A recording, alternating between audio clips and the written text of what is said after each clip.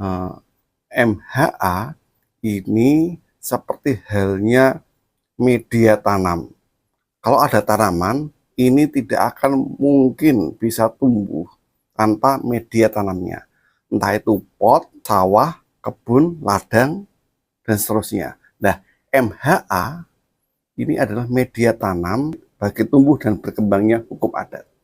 Tanpa adanya MHA, tanpa adanya masyarakat hukum adat, maka keberadaan hukum adat bisa pupus, musnah, dan tidak lagi ditemui dalam kehidupan masyarakat.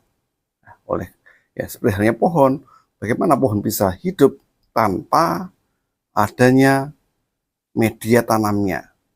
Tidak ditanam di sawah, ladang, atau pot, atau di media aquaponik misalnya. Nah, tanpa media tanam ini sulit bagi tanaman untuk hidup.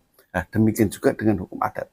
Tanpa adanya MHA, maka hukum adat tidak akan tumbuh, bahkan akan mati.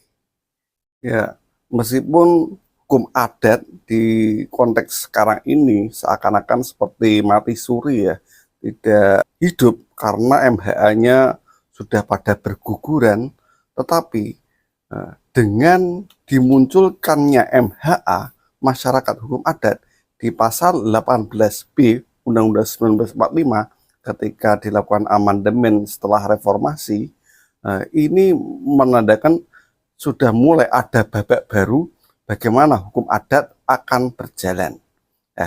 Keberadaan MHA ini akan dilembagakan lebih serius lagi dengan adanya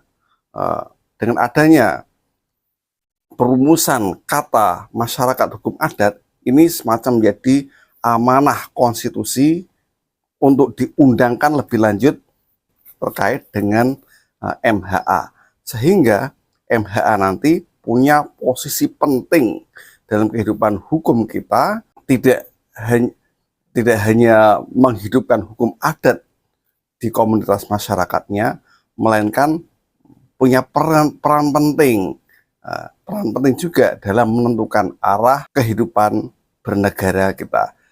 Ya, misalnya terjadi perjanjian kredit di bank dengan agunan tanah ulayat atau tanah milik desa.